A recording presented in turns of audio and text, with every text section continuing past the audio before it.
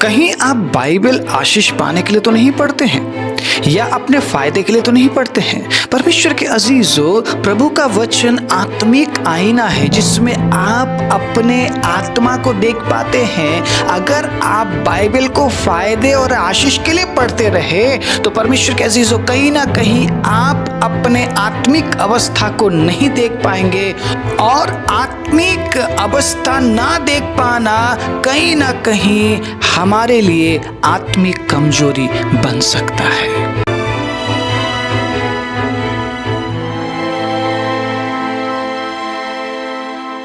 आप सभी को जय मसीह की। प्रभु यीशु मसीह के नाम से मैं आप सभी का स्वागत करता हूं आज के वचन के लिए।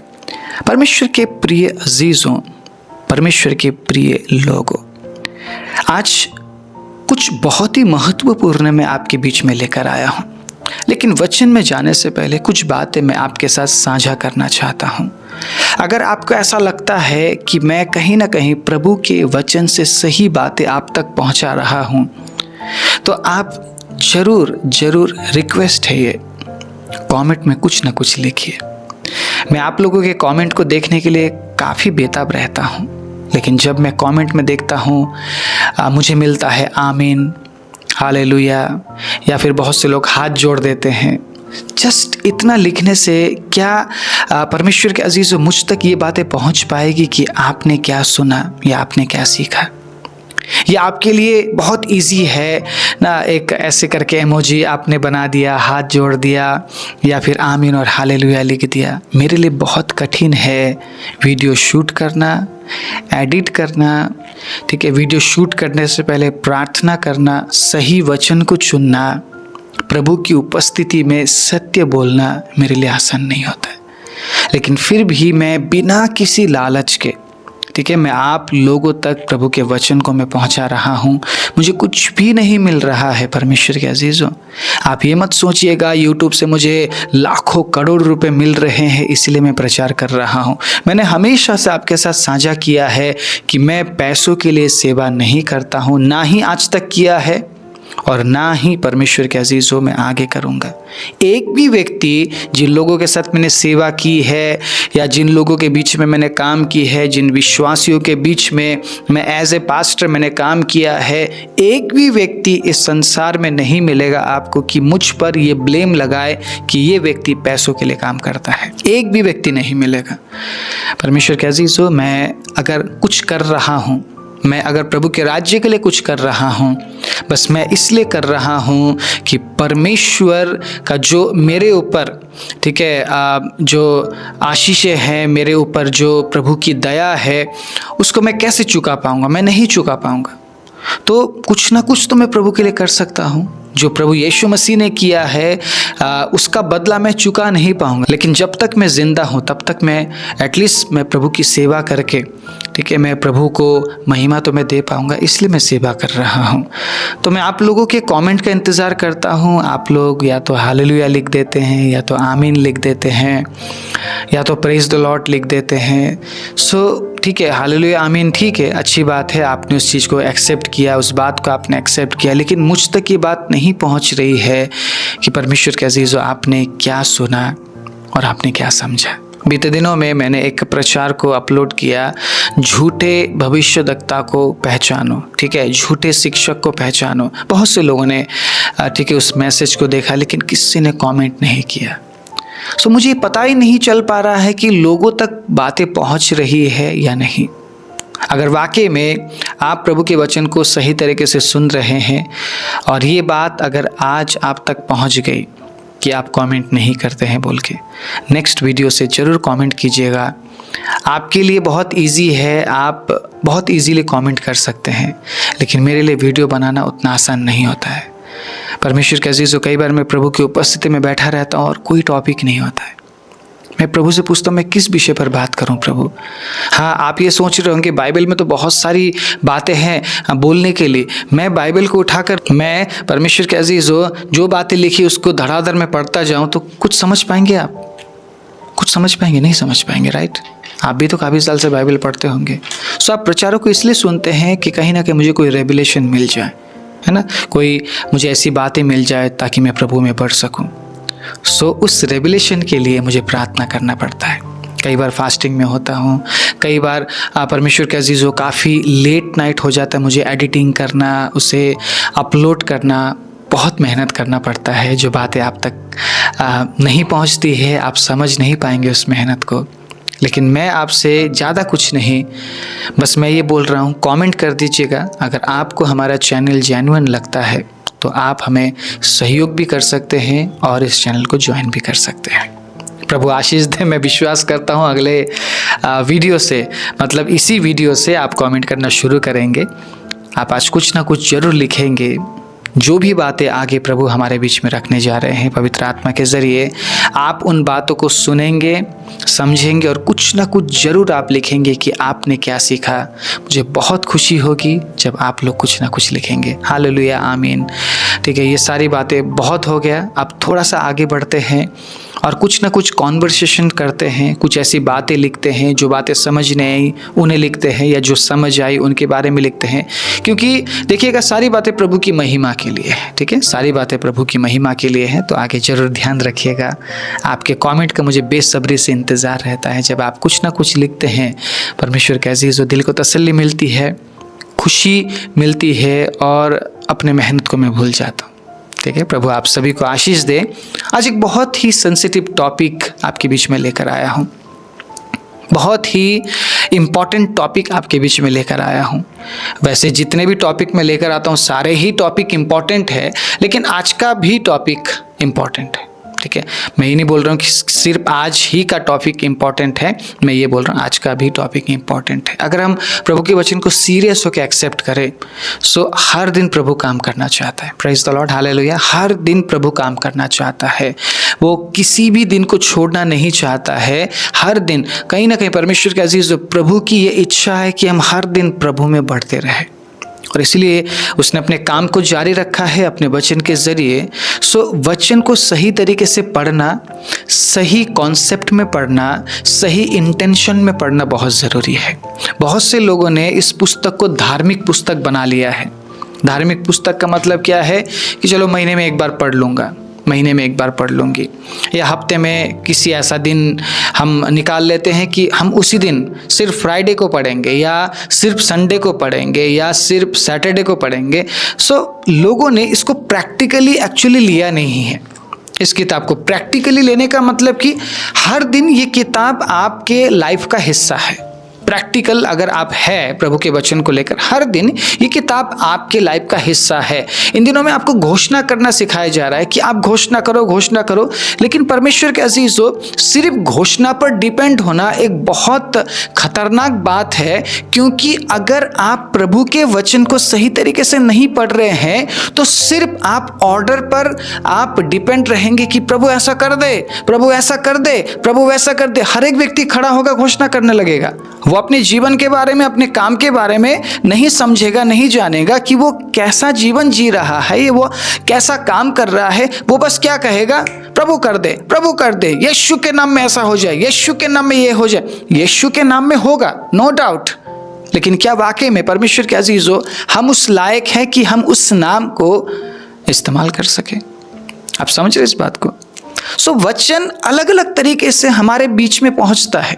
कई बार प्रभु वचन के जरिए हमें सांत्वना देते हैं, कई बार प्रभु वचन के जरिए हमें सिखाते हैं, कई बार प्रभु वचन के जरिए हमें चेतावनी देते हैं। सो अगर आप प्रभु के वचन को सिर्फ एक तरफी पढ़ रहे हैं कि मुझे आशीष मिले, मुझे आशीष मिले, मुझे आशीष मिले, मुझे चंगाई मिले, मुझे चंगाई मिले, मुझे चंगाई मिले, हम या तो प्रभु से क्या बोल रहे, प्रभु मुझसे बात कर, प्रभु मुझसे बात कर, प्रभु मुझसे बात कर। अब वचन देखिए हर तरीके से बात करना चाहता है हमारे साथ, हर परिस्थिति में बात करना चाहता है हमारे साथ। ठीक है, सो आप इसे एक तरफ ही नहीं पढ़ सकते कि सिर्फ चंगाई के लिए बाइबल खोला, जितने भी वचन लिखे हुए हैं उनको बार बार पढ़ रहे हैं कि मुझे चंगाई मिल जाए। चंगाई मिल गई, बाइबल बंद और अपना काम शुरू। आप समझ रहे मेरी बात? सो इन दिनों में एक बहुत बड़ा कंफ्यूजन है, बाइबल पढूं तो कैसे पढूं ना, शुरू करूं तो कहां से शुरू करूं? मैं कहता हूं शुरू कर दीजिए, बाद बाकी देखा जाएगा। पवित्र आत्मा है ना आपको समझाने के लिए। हालेलुया। मैं ये नहीं बोलूँगा कि मैं हूँ ना आपको समझाने के लिए, मुझे भी पवित्र आत्मा की सहायता की ज़रूरत पड़ती है कि मैं बाइबल समझूँ। और जो बातें मैं आपके बीच में रखता हूँ उन बातों को ज़रूर सुनिए, लेकिन सेल्फ स्टडी बहुत ज़रूरी है। अगर आप बाइबल पढ़ते रहेंगे कोई भी आपको भरमा नहीं पाएगा। 110% गारंटी के साथ लिख लीजिए, डेट डाल दीजिए आज का। कोई भी नहीं भड़का पाएगा आपको, कोई आपके जीवन में नफरत पैदा नहीं कर पाएगा, कोई आपके जीवन में परमेश्वर के अजीजों बुराई नहीं कर पाएगा, कोई आपको बहला फुसला के अपनी ओर खींच नहीं पाएगा। आप प्रभु के हैं, आप उसके शब्द को पहचानते हैं, और परमेश्वर के अजीजों जो वचन पढ़ते हैं वो ही परमेश्वर के शब्द को पहचानते हैं, क्योंकि वो जानते हैं हर बार प्रभु प्यार से नहीं बोलता है। कई बार प्रभु डांटता है, कई बार सांत्वना देता है, कई बार प्रभु सिखा रहा होता है, बेटा ऐसा मत कर, डोंट डू दैट। हालेलुया। अगर आप बाइबल नहीं पढ़ते हैं तो आपको क्या पता है कि मुझे तो पास्टर जी ने बोला था, अपोस्टल जी ने, पापा जी ने बोला था कि बाइबल के वचनों को खोलो और उसको घोषणा करते रहो, घोषणा करते रहो, घोषणा करते रहो।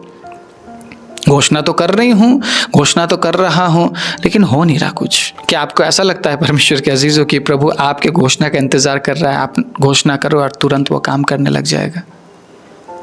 आप समझिए बाइबल को किस तरीके से लिखा गया है, कॉन्सेप्ट को समझना पड़ेगा हमें, कॉन्सेप्ट समझना पड़ेगा। कॉन्सेप्ट अगर हम समझ गए तो हम सही तरीके से वचन को हम समझ पाएंगे, और कभी भी हम इस तरीके से झूठा शिक्षा हम लोगों के बीच में नहीं देंगे।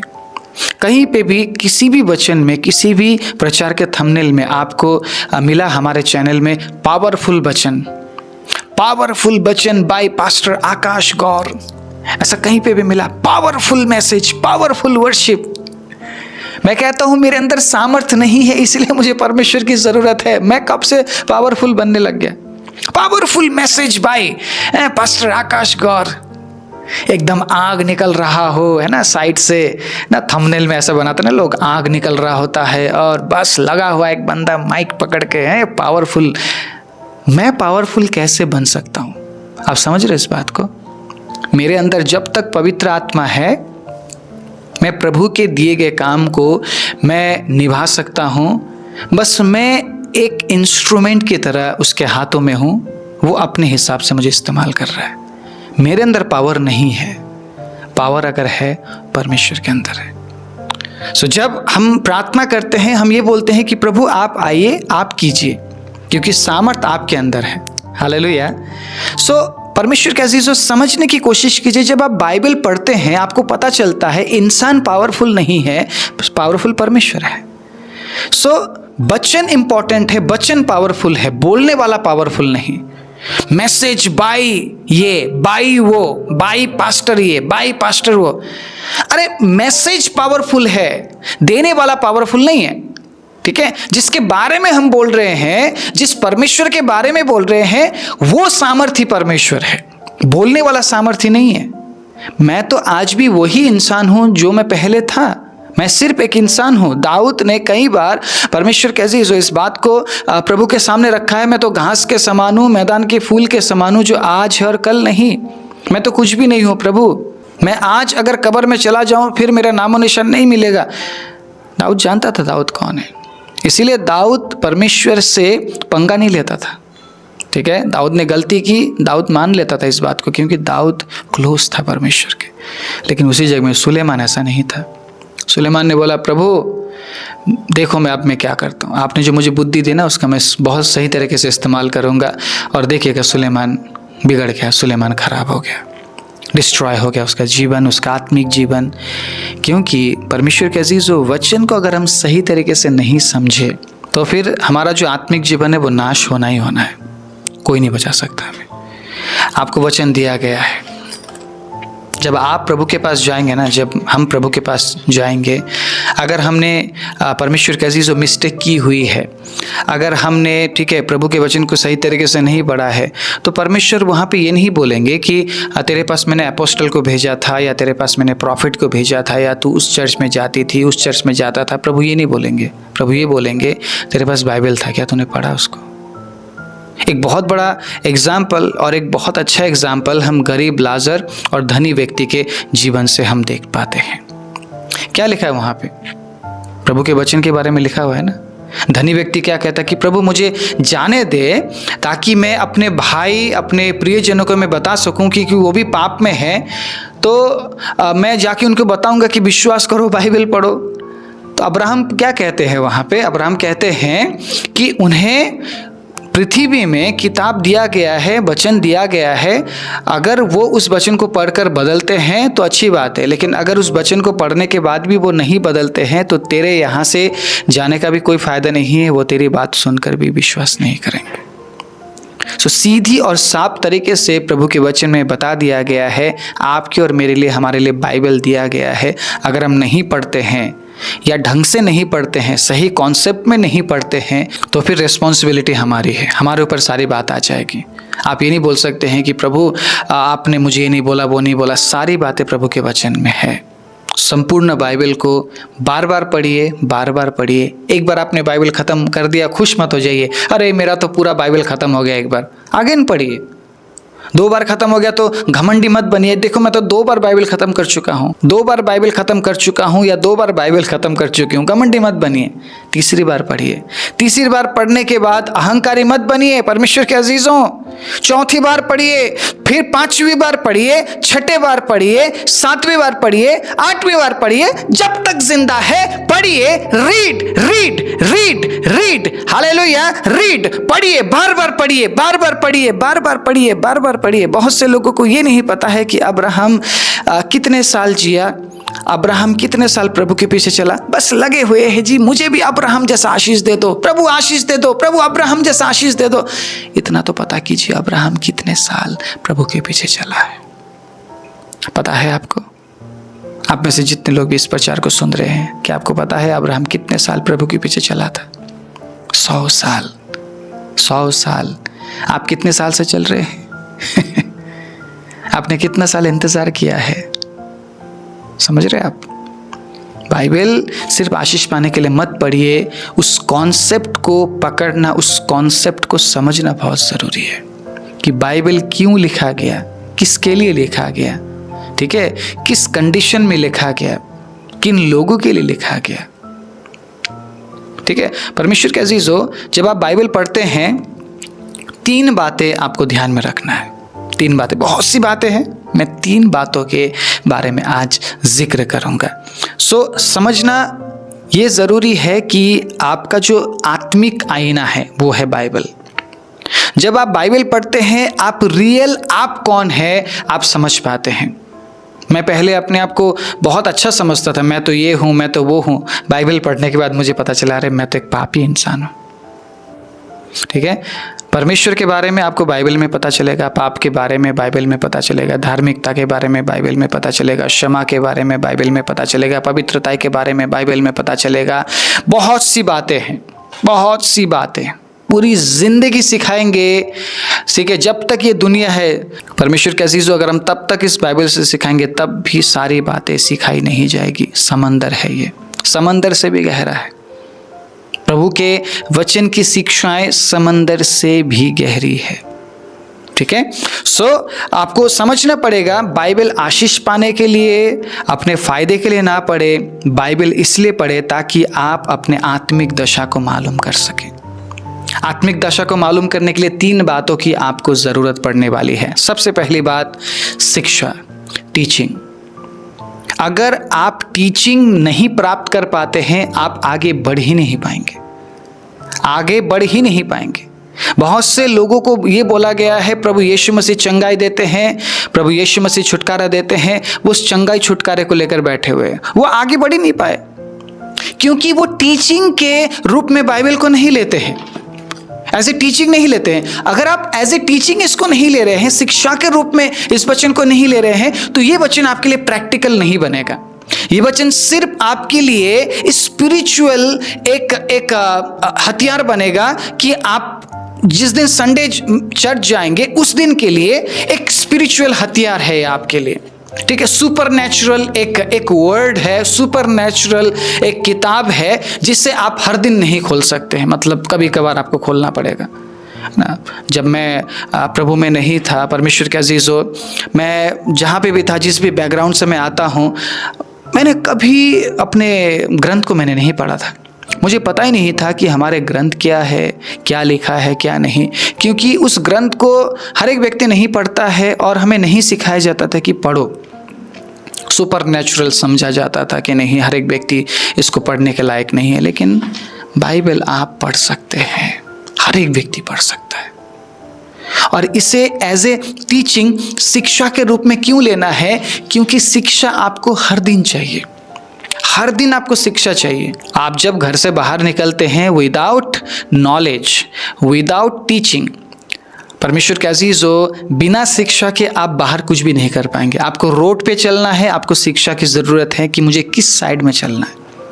जो लोग शिक्षा को लिए बिना ही ज़िंदगी में आगे बढ़ते हैं, वो आगे जाके डूब जाते हैं। उनकी ज़िंदगी कहीं भी परमेश्वर के अजीजों आगे नहीं बढ़ती है। ठीक है, आपको गाड़ी चलाना है, आपको शिक्षा की ज़रूरत है। आपको बिजनेस करना है, आपको शिक्षा की ज़रूरत है। कुछ खरीदना है, आपको शिक्षा की ज़रूरत है। कुछ बेचना है, आपको शिक्षा की ज़रूरत है। इस संसार में रहते समय में जन्म से मृत्यु तक आपको शिक्षा की ज़रूरत है। आप सीखते हैं। एक बच्चा जन्म के बाद से ही सीखने लग जाता है। बोलना सीखता है, सुनना सीखता है, महसूस करना सीखता है, देखना सीखता है, समझना सीखता है, चलना सीखता है, दौड़ना सीखता है, उठना सीखता है, बैठना सीखता है, पढ़ना सीखता है, गाना सीखता है। परमेश्वर के अजीजों, सारी बातें वो सीखता ही रहता है, मरते दम तक सीखता है, मरते दम तक सीखता है। तो क्या आप सीख चुके हैं? पिछले 10 साल में आप सब कुछ सीख चुके हैं? आपको कुछ सीखने की ज़रूरत नहीं है। बहुत से लोग ऐसे, उनको छुआ नहीं जा सकता, मतलब उनको छूते ही वचन निकल जाता है। उनको जैसे आप टच करेंगे, भजन संहिता 1 का 1, जैसे दोबारा टच करेंगे, भजन संहिता 23 का 1, वचन तो जैसे मानो रट के रखा है, लेकिन लाइफ में नहीं है वचन, जीवन में है ही नहीं, कामों में नहीं है, प्रैक्टिकली नहीं है, क्योंकि एज ए टीचिंग उस वचन को उन्होंने नहीं लिया। भजन संहिता 23 का 1 आपको क्या सिखा रहा है? प्रभु भजन संहिता 23 का 1 से आपको क्या सिखाना चाह रहा है? आप समझ पा रहे इस बात को? समझ पा रहे?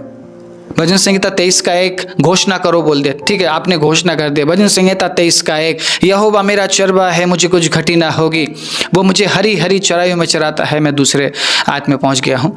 यहोवा मेरा चरवाहा है, मुझे कुछ घटी ना होगी, भजन संहिता 23 का 1। आपने घोषणा कर दिया, घोषणा कर दिया।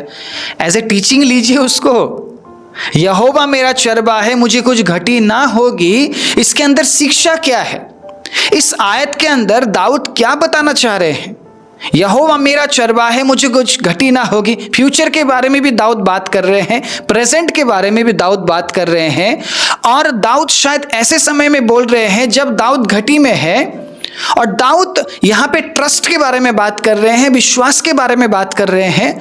सो जस्ट घोषणा करने से आप उस वचन को सीख नहीं पाएंगे, आपको ऐसे टीचिंग लेना पड़ेगा, क्योंकि बाइबल सिखाती है।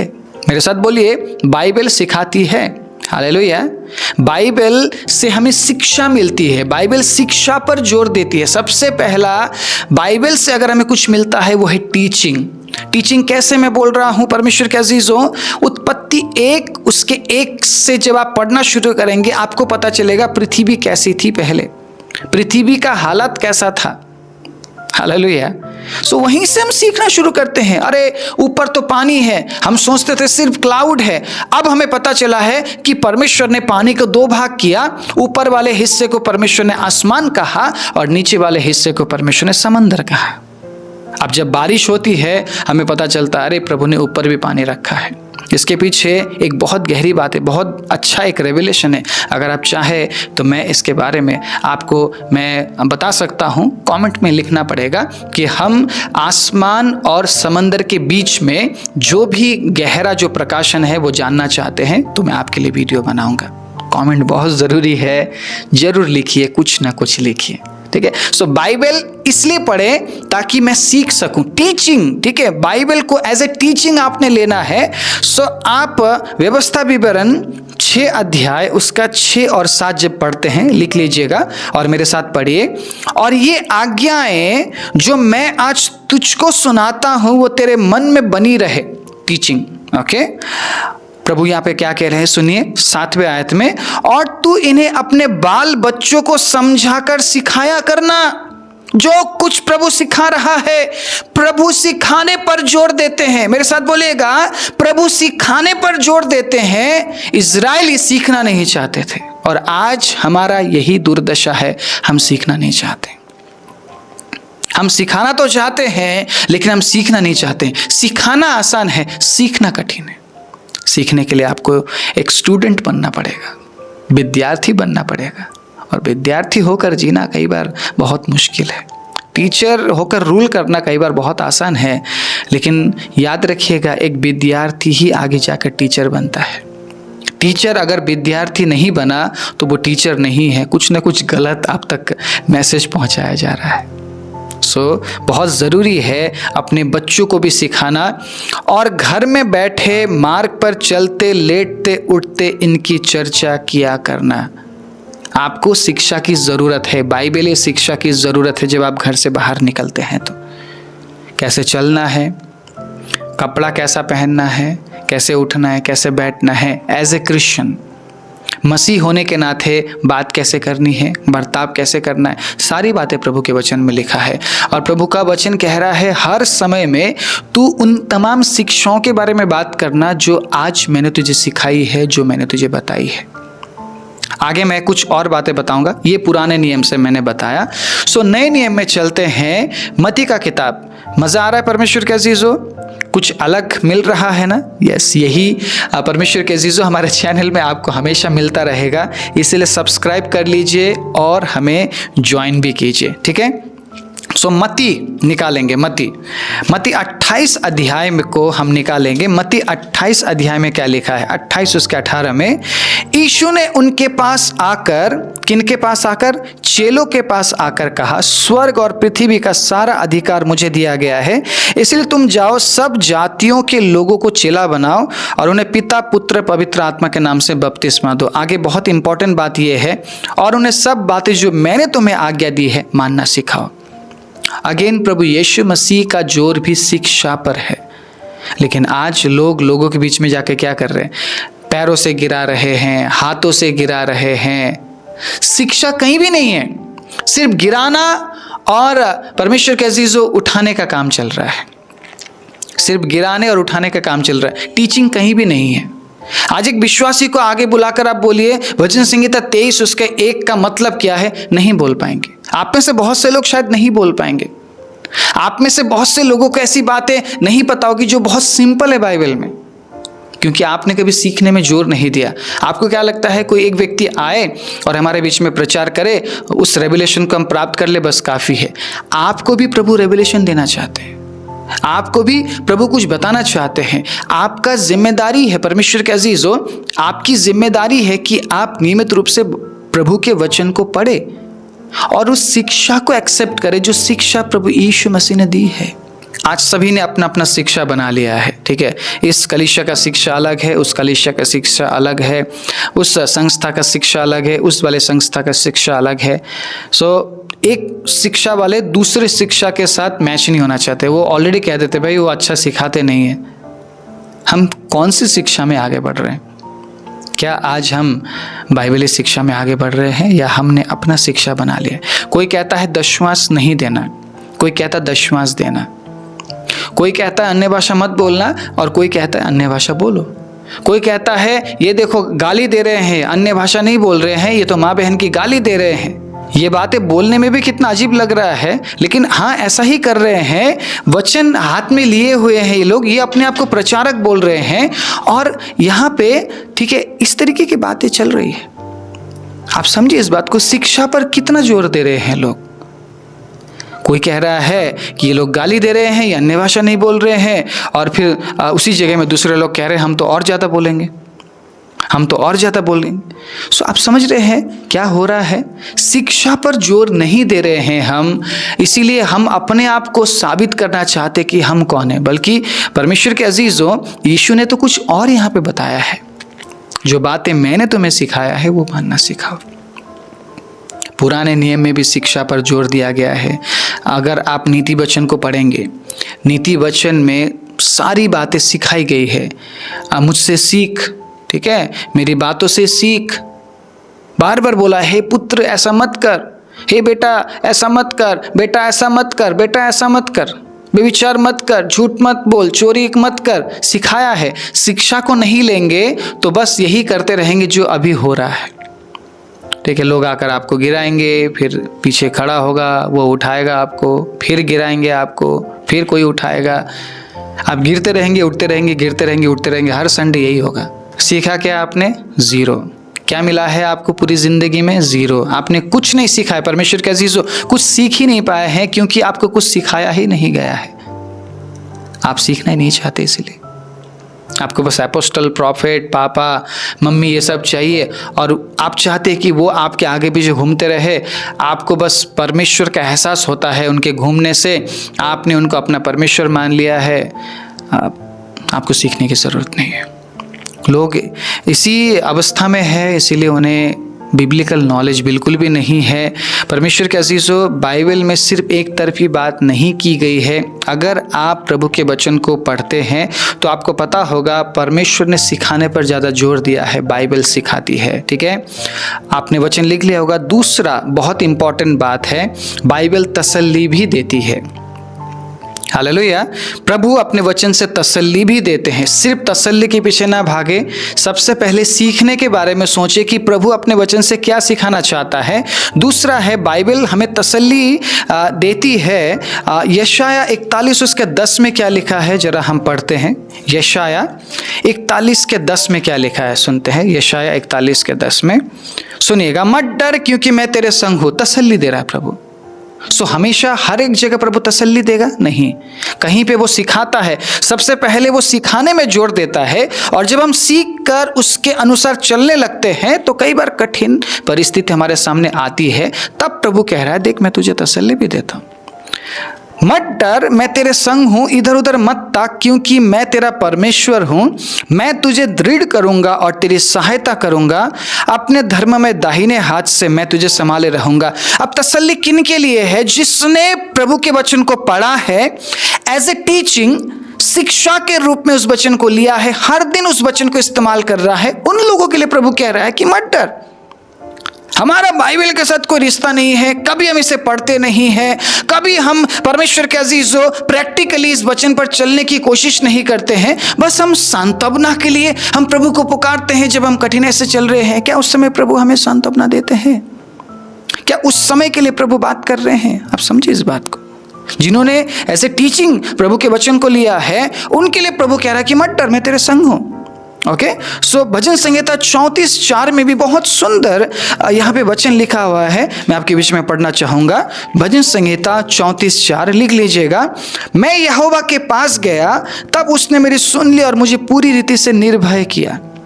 उसके लिए हमें प्रभु के पास जाना पड़ेगा। तसल्ली तब हमें मिलती है जब हम उसके संग होते हैं। आमीन, हालेलुया। जब आप उसके शिक्षाओं पर चलेंगे, उसके शिक्षाओं पर आप जिएंगे, परमेश्वर के अजीजों, प्रभु कहता है वो आपको निर्भय करेगा, तसल्ली देता है प्रभु का वचन। आमीन, हालेलुया। बाइबल हमें तसल्ली देती है। Praise the Lord. तीसरा और आखिरी बात, बाइबल सबसे इंपॉर्टेंट चीज यहां पे है, चेतावनी भी देती है। चेतावनी भी देती है बाइबल।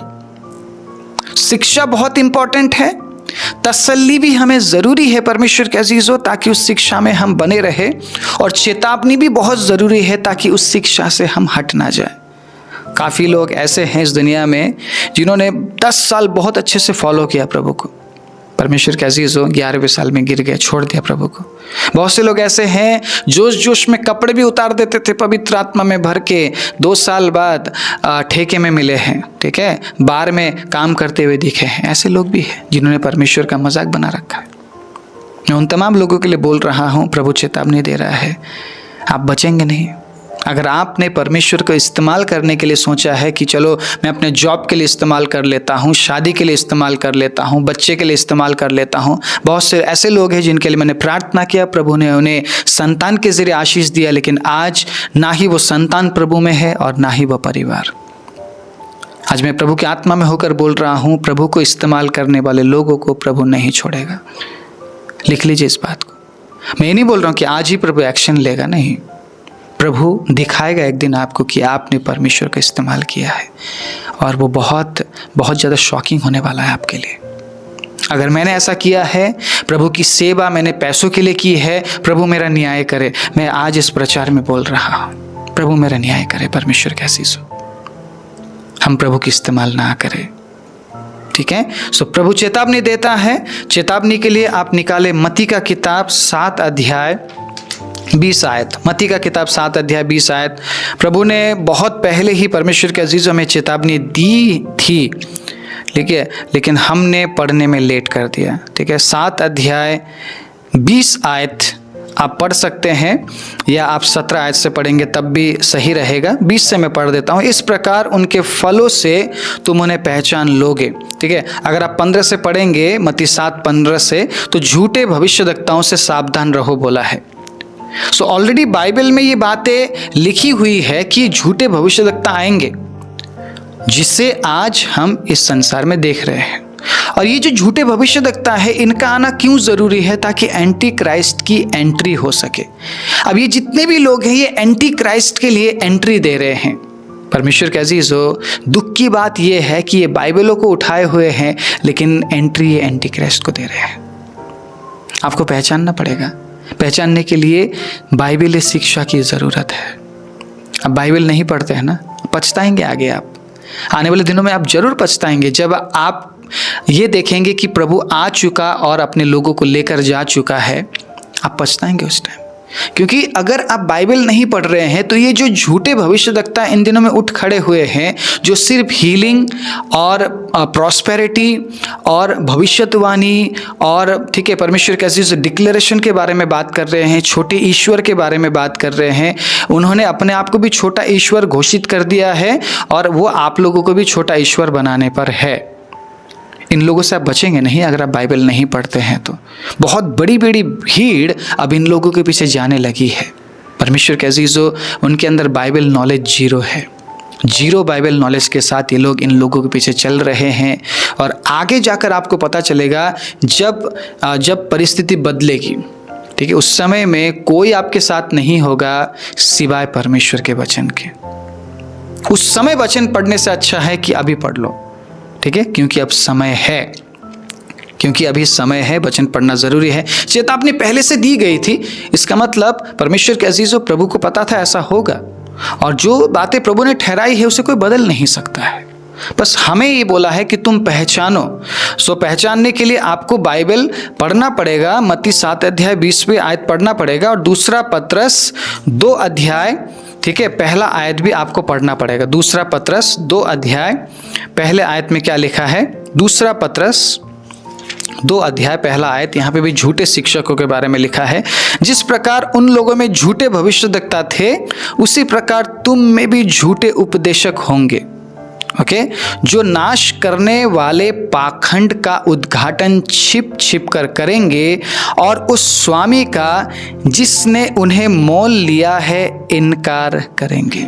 यीशु का इनकार करेंगे, और जो नाश करने वाला है उसका छिपकर स्वागत करेंगे। यही हो रहा है। प्रॉस्पेरिटी के बारे में बात कर रहे हैं आप यीशु का इनकार कर रहे हैं।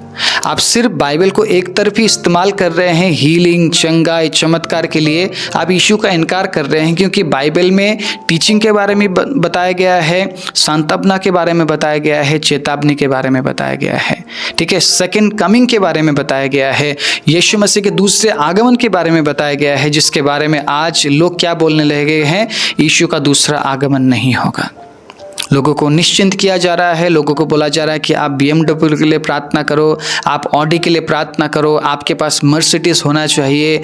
सो अब जो भारतीय क्रिश्चियंस है, जो भारतीय मसीही है, वो कंफर्ट जोन में जाने लगे हैं, क्योंकि जो झूठे उपदेशक खड़े हुए हैं, ये विश्वासियों को ले डूबेंगे। परमेश्वर के अजीज़ों, विश्वासियों का खात्मा हो जाएगा। भीड़ तो दिखेगी, लेकिन लोगों के अंदर प्रभु के लिए प्रेम, आदर, सम्मान खत्म हो चुका होगा।